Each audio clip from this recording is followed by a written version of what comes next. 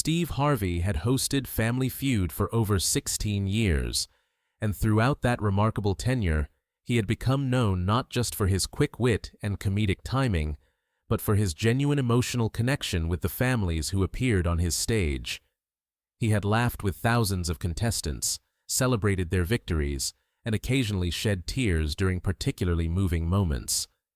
Yet nothing in his extensive experience in television could have prepared him for what was about to unfold on that crisp November afternoon in 2024. What began as a typical game show taping would transform into a moment so profound, so emotionally devastating, that Steve Harvey would do something he had never done in his entire career.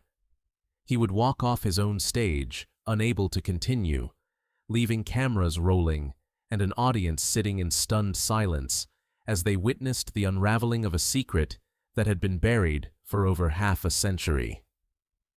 Before we continue with this extraordinary story that stopped production completely and left everyone present forever changed, if you appreciate hearing stories about truth, forgiveness, and the complex nature of human relationships, please take a moment to like this video and subscribe to our channel. These profound moments deserve to be shared, and your support helps ensure that stories like this one reach the hearts of those who need to hear them most. The Chen family had traveled from San Francisco to participate in Family Feud, bringing with them 3 generations of love, laughter, and what appeared to be the kind of close-knit bond that made for heartwarming television. Leading the family was 48-year-old Michael Chen, a software engineer with an easy smile and natural charisma. Beside him stood his wife Lisa, then their 2 adult daughters, and finally, at the end of the family line, Michael's mother, 72-year-old Grace Chen. Grace was a petite woman with silver hair pulled back in an elegant bun, wearing a jade green dress that complemented her complexion beautifully. Her posture was straight, her movements graceful, and her eyes held a sharpness that suggested a mind still very much engaged with the world. She wore minimal jewelry, just a simple gold wedding band and a jade pendant that hung from a delicate chain around her neck. During the opening introductions, Steve made his way down the Chen family line with his characteristic warmth and humor. When he reached Grace, she smiled at him with genuine friendliness, but there was something in her expression that caught his attention, a certain gravity, a weight behind her eyes that seemed incongruous with the light-hearted atmosphere of a game show. Steve took her hand gently. "Mrs. Chen, it is wonderful to have you here. Your son tells me you immigrated to America from Taiwan in 1975. That must have been quite a journey." Grace nodded, her English clear and precise despite a slight accent. "Yes, Mr. Harvey. My husband and I came here with nothing but 2 suitcases and a dream for a better life for our children. America gave us opportunities we could never have imagined." There was a formality to her speech, a careful politeness that was common among her generation of immigrants, but also something else, a rehearsed quality, as if she had prepared these words carefully. Steve smiled warmly and moved on, beginning the game with his usual energy and enthusiasm. The Chen family competed against the Robertson family from Tennessee, and the game proceeded with the typical blend of competition, humor, and occasional surprising answers that made Family Feud such enduring entertainment. Grace participated when her turn came, providing thoughtful responses that demonstrated both intelligence and a deep understanding of American culture despite her immigrant background. The Chen family played well, working together with obvious affection and coordination. As the game progressed through several rounds, Grace remained composed and engaged, cheering for her family members and celebrating their correct answers. Yet those watching closely might have noticed that she kept touching her jade pendant, her fingers finding it again and again, as if drawing strength or courage from its presence. Her smile, while genuine, seemed to require effort, and there were moments when her gaze drifted, as if her mind were somewhere else entirely, grappling with thoughts far removed from the game show around her. The Chen family ultimately won the main game, securing their place in Fast Money with a substantial lead over their competitors.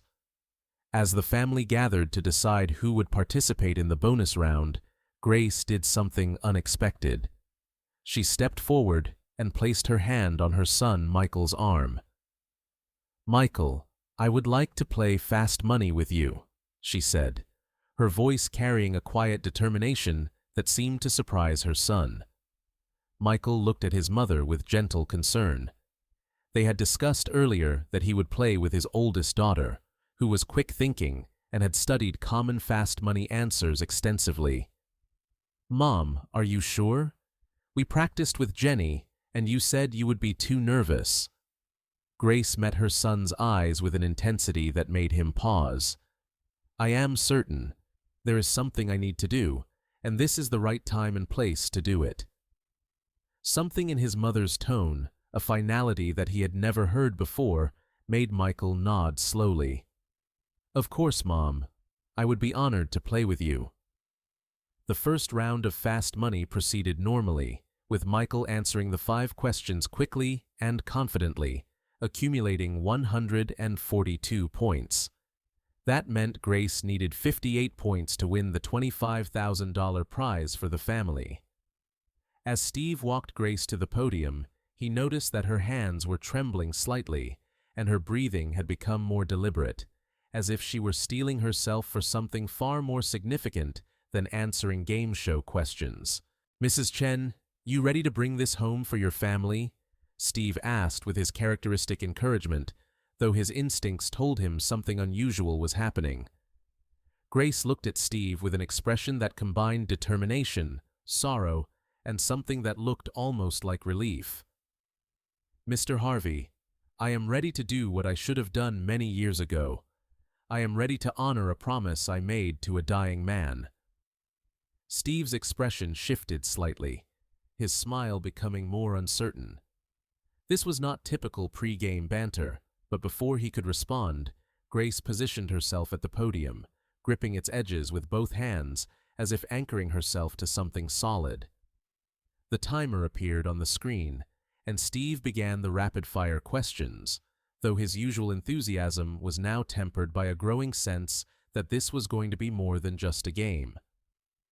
"Name something people do at the beach." "Bury secrets," Grace answered, her voice steady but strange. Steve hesitated almost imperceptibly before continuing. "Name a reason someone might not sleep well at night." "Guilty conscience." "Name something people pray for." "Forgiveness for unforgivable things." "Name a reason someone might keep an old photograph." "To remember someone who never existed." "Name something that gets heavier over time." "The weight of living a lie." The buzzer sounded, and Steve stood looking at Grace with an expression that had shifted entirely from game show host to genuinely concerned human being. The answers had been deeply unusual, profoundly personal, and clearly not aimed at winning a game show prize. "Mrs. Chen," Steve said carefully, "those were some very specific answers. Let us see how you did." As they prepared to reveal the scores, Grace turned slightly to look at her son Michael and her granddaughters. Her expression was one of profound love mixed with deep sorrow. Michael looked confused and increasingly worried, sensing that something significant was about to occur, but unable to understand what it might be.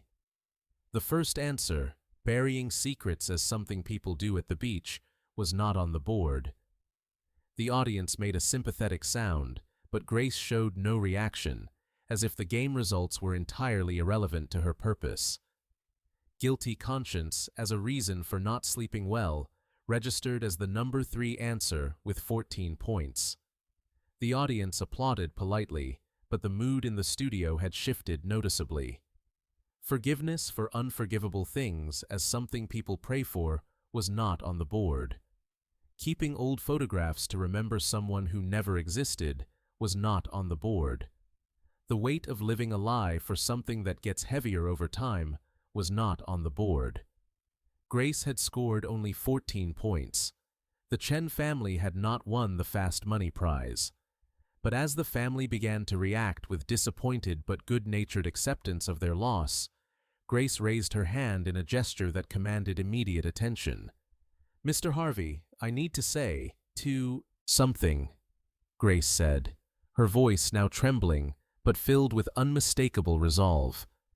"I need to say it now, in front of my family, in front of all these witnesses, because I promised my husband on his deathbed that I would tell the truth, and I have been too much of a coward to do it until this moment." Steve Harvey froze. The studio fell into complete silence. Even the crew members stopped what they were doing, sensing that something unprecedented was about to unfold. "Mrs. Chen," Steve said gently, moving closer to her, "what is it you need to say?" Grace took a deep breath, her hands still gripping the podium as if it were the only thing keeping her upright. When she spoke, her voice carried the weight of 50 years of suppressed truth. "My husband, David Chen, passed away 8 months ago after a long battle with heart disease. In his final days, when he knew death was coming, he asked me to sit with him alone. He had something he needed to tell me, something he said he could not take to his grave, something he needed me to know and eventually to share with our son." Michael had moved closer to the stage, his face reflecting growing concern and confusion. Grace looked at him with eyes full of tears. "Your father told me that the story we had always told you about how we met, about how we came to America, about who we were before we became your parents, was not entirely true. He said he had to tell me the real story because he could not die with me not knowing, and he could not have me live the rest of my life not knowing the truth about the man I had been married to for 48 years. The studio was so quiet that the sound of Grace's voice, though not loud, carried to every corner with perfect clarity. "Your father and I always told you that we met in Taiwan, that we fell in love there, that we decided together to immigrate to America for a better future. We told you we came here as young newlyweds, full of hope and dreams. We showed you our wedding photos. We celebrated our anniversary every year on the date we told you we were married. But David confessed to me, in his final hours, that this was not the complete truth." Grace's voice broke slightly, but she pressed on. "The truth is that I did meet David in Taiwan in 1973, but we did not fall in love. I was already married to another man. His name was James Lin, and he was a political activist, a journalist who wrote articles criticizing the government during a very dangerous time in Taiwan's history. James was brilliant, passionate, dedicated to democracy and freedom of speech. We had been married for 2 years, and I loved him with my whole heart." Michael's face had gone pale. His daughters were holding each other, sensing that something devastating was being revealed. Steve Harvey stood motionless, his expression reflecting the gravity of what he was hearing. "In 1974, James was arrested," Grace continued, her tears now flowing freely. "The government claimed he was a communist, sympathizer, that he was inciting rebellion. These were false charges. James was simply a man who believed in truth and democracy. He was imprisoned, and I was told by authorities that I was also under suspicion, that my freedom depended on my cooperation and my distance from James and his activities." Grace's hands were shaking violently now. David Chen worked for the government. Not in a high position, but he had connections. He had access to information. He came to me and told me he could help me, that he could get me out of Taiwan, that he could arrange for James to be transferred to a less harsh prison if I agreed to leave the country with him and never return. He said the government wanted to make an example of James, but they would be satisfied if I disappeared, if the story faded away. The implications of what Grace was describing began to settle over the audience like a heavy blanket. David told me he had always admired me from a distance, that he could give me a new life in America, that James was going to be imprisoned for many years regardless, and that my staying would not help him but would only destroy my own life.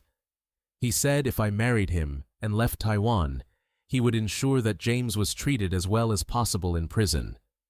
He said this was my only chance at freedom. Grace looked directly at her son, her voice filled with anguish. I was terrified, Michael. I was 24 years old, my husband was in prison, I was being threatened by the government, and I was being offered a way out. David said we had to move quickly, that the window of opportunity was closing. So I agreed. I divorced James while he was in prison. He never knew why I abandoned him. He must have thought I was a coward, that I chose my own safety over my loyalty to him. I married David in a small, quick ceremony. We took wedding photos that looked joyful, but I was numb inside. And then we came to America. The studio remained in absolute silence, except for the sound of people crying. For 48 years, I lived with David as his wife. We built a life together. We had you, Michael, and you were the light of my life, my purpose, my joy. David was a good father to you. He provided for us. He worked hard. He was faithful. He never mistreated me. But he knew, and I knew, that our marriage was built on my grief and my guilt and my betrayal of the man I truly loved. Grace's voice grew stronger despite her tears. On his deathbed, David told me something I had never known. He told me that James Lin died in prison in 1976, just 2 years after I left Taiwan. He died of pneumonia that went untreated. David had known this for 48 years and never told me. He let me live my entire adult life, not knowing that the man I had abandoned, the man I had divorced to save myself, had died alone in a cell while I was building a new life in America with another man. Michael had collapsed into a chair, his head in his hands. His daughters were openly weeping. Steve Harvey's face reflected a depth of emotion rarely seen on a game show stage. David said he kept this from me because he was afraid I would leave him if I knew, afraid I would hate him for knowing and not telling me, afraid our life together would fall apart. He said he loved me, that he had always loved me, even though he knew I never loved him the way I loved James. He said marrying me was the most selfish thing he ever did, and he was sorry, but he could not regret it, because it gave him you, Michael, and a life with me, even if that life was based on a lie. Grace removed the jade pendant from her neck and held it up. This pendant belonged to James Lin. It was the only thing I kept from my life before, hidden away where David would never find it. I have worn it every day under my clothes for 50 years, a secret memorial to the man I loved and abandoned and mourned in silence. She looked at Steve Harvey with an expression of profound exhaustion and relief. David made me promise, in his final breaths, that I would tell our son the truth.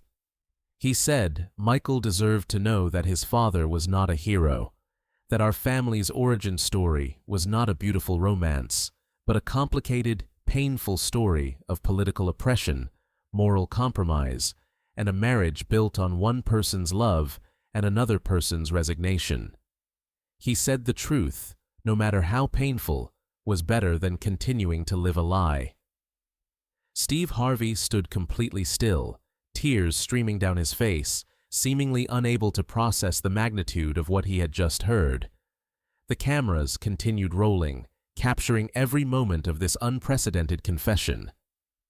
I came on this show today because I needed witnesses, Grace said, her voice now firm despite her tears. I needed to tell the truth in front of people, in a way that could not be taken back or hidden. I needed my son to hear it, my granddaughters to hear it, the world to hear it. Because David was right. The truth, no matter how devastating, is better than a lie, no matter how comfortable. Michael rose from his chair and walked onto the stage. He approached his mother slowly, his face reflecting a cascade of emotions too complex to name. When he reached her, he simply wrapped his arms around her and held her as she sobbed. No words passed between them, but in that embrace, there was acknowledgement, there was grief, there was the beginning of a new understanding. Steve Harvey turned away from the family, walking toward the edge of the stage. His shoulders were shaking.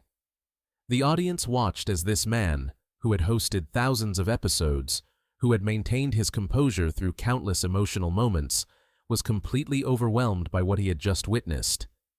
He raised his hands to his face, and it became clear that he was openly weeping, unable to contain the emotional impact of Grace's confession. The producers, uncertain how to proceed, kept the cameras running. This was not entertainment anymore. This had transcended the boundaries of a game show and become something else entirely. A witnessing of truth, a documentation of the complex, painful reality that exists behind the stories families tell themselves. After what felt like an eternity, but was perhaps only 2 minutes, Steve turned back to face Grace and Michael. He walked slowly toward them, and when he reached them, he did something unprecedented. He simply stood with them in their grief, placing his hands on both their shoulders, saying nothing because there was nothing to say that would not diminish the magnitude of what had just occurred. Finally, Steve found his voice, though it was rough with emotion. "Mrs. Chen, I do not have words for what you just shared. I do not know how to process what we just heard. I need to step away for a moment. I am sorry, but I need a moment." With that, Steve Harvey walked off his own stage, leaving his crew, his audience, and the Chen family in a state of stunned silence. The cameras captured him disappearing backstage, his hand over his mouth, his body language reflecting a man who had been fundamentally shaken by what he had witnessed. The production went to an unplanned break. During that time, the audience sat quietly, many of them crying, some embracing strangers sitting next to them, all of them processing the weight of Grace's revelation. Backstage, Steve was attended to by producers and crew members, all of whom were equally affected by what had transpired. Michael and Grace remained on stage, still holding each other. After some time, Michael pulled back and looked at his mother. "Why did you wait so long? Why did Dad wait until he was dying to tell you about James Lynn's death?" Grace wiped her tears. "Fear, my son. Your father lived in fear that I would leave him if I knew the truth. I lived in fear that acknowledging my past would destroy the life we had built. Fear makes us keep secrets that poison us from the inside. Your father finally found courage at the end of his life. I am trying to find that same courage now." Michael was quiet for a long moment before speaking. "Did you ever love Dad? At all?" Grace considered the question carefully. "I grew to care for him deeply. I respected him. I appreciated his devotion to you, to our family. But did I love him the way I loved James Lynn? No, I did not, and your father knew that. He lived his entire life knowing that he had my presence, but not my heart. That must have been its own kind of prison." When Steve finally returned to the stage nearly 15 minutes later, his eyes were red and his composure was fragile, but he had regained enough control to continue.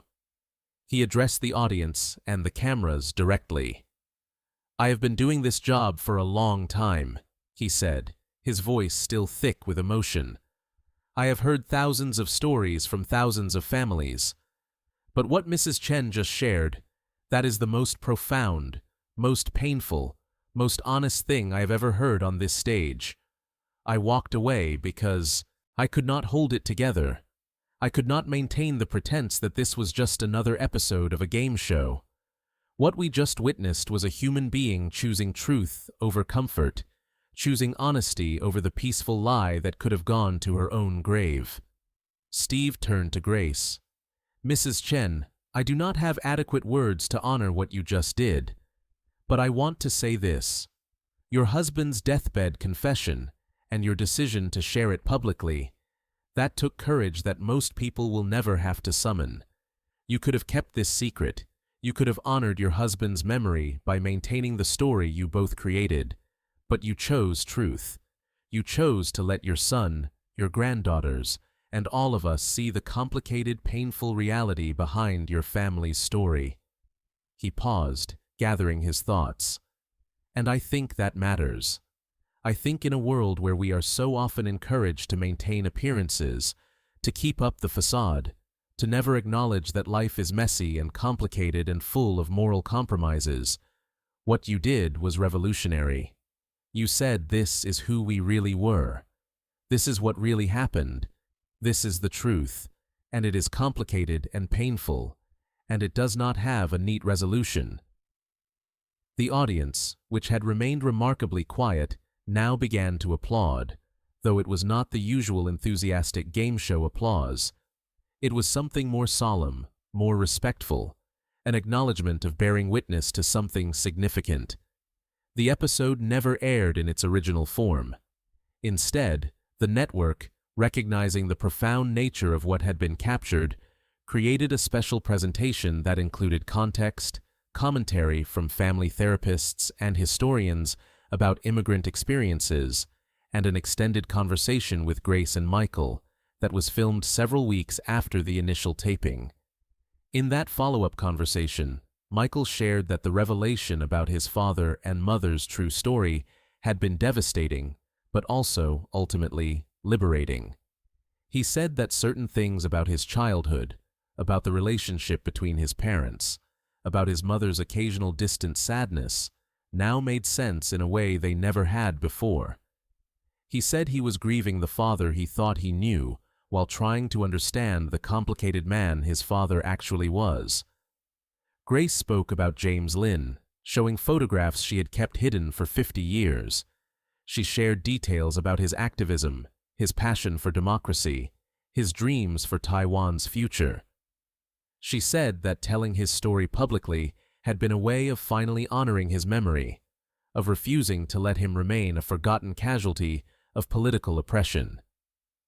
Most movingly, Grace revealed that after the episode was filmed, she had been contacted by James Lynn's younger brother, who had seen news reports about her confession. The brother had immigrated to Canada in the 1980s and had spent decades wondering what had happened to his brother's wife, the woman who had divorced James while he was imprisoned.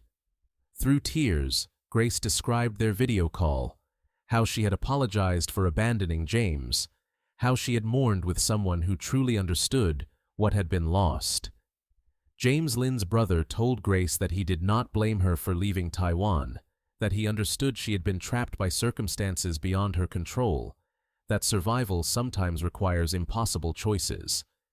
He shared that James had died believing Grace had been forced to abandon him, and that his final words had included a message that if Grace was still alive, she should know he had never stopped loving her, and he hoped she had found peace and safety. The special presentation that eventually aired included this reunion between Grace and James Lynn's family, facilitated through video calls across continents. It became a story not just about a deathbed confession, but about political oppression, the immigrant experience, the complexity of love and loyalty, and the possibility of finding peace with painful truths decades after the events that created them. Steve Harvey participated in the special presentation, discussing how Grace's confession had affected him personally and professionally. He spoke about walking off stage for the first time in his career, about feeling completely overwhelmed by the weight of what he had heard, about realizing that some truths are so profound that they shatter our ability to maintain composure. He said that Grace Chen had taught him something crucial about the nature of truth and reconciliation. She had shown him that it is never too late to acknowledge reality, never too late to honor those we have lost by refusing to let them remain hidden, never too late to give our children the truth they deserve, even when that truth is painful and complicated. The special presentation became one of the most watched programs in the network's history. It sparked conversations about the complexity of immigrant narratives, about the ways political oppression creates impossible choices, about marriages that are built on circumstances rather than love, and about the courage required to tell the truth, even when that truth dismantles the story you have spent a lifetime constructing. Grace Chen became an unlikely spokesperson for truth and reconciliation within immigrant communities. She was invited to speak at universities and community centers, sharing her story and encouraging others to acknowledge the complicated realities of their own experiences rather than maintaining the simplified narratives that families often construct for survival and acceptance. She established a small foundation to support research about political prisoners in Taiwan during the period of martial law, ensuring that people like James Lin were not forgotten, that their sacrifices for democracy were documented and honored. The foundation was named in James Lin's memory, a public acknowledgement of the man she had loved and lost. Michael Chen struggled with the revelation about his parents, but ultimately said that knowing the truth, however painful, was better than living with a false narrative. He said it had made him examine his own life with more honesty, question his own assumptions about family and legacy, and appreciate the complexity of the human experience in new ways. Grace lived for 3 more years after her appearance on Family Feud, using that time to document her story in detail, to connect with others who had lived through similar experiences, and to maintain a relationship with James Lin's surviving family members. She passed away peacefully in her sleep at age 75, and at her funeral, photographs of both David Chen and James Lin were displayed, an acknowledgement of the 2 men who had shaped her life in such different ways. Steve Harvey continued to host Family Feud, but he often referenced Grace Chen's confession as one of the most significant moments in his entire career. He said it had changed how he listened to the families who appeared on his show, how he understood that every person carries hidden stories, hidden griefs, hidden truths that shape who they are in ways that are not immediately visible. If Grace Chen's story has moved you, if her courage to speak a painful truth after 50 years of silence has inspired you to think differently about honesty, about family narratives, about the complexity of love and loyalty in the face of impossible circumstances, please take a moment to like this video and subscribe to our channel.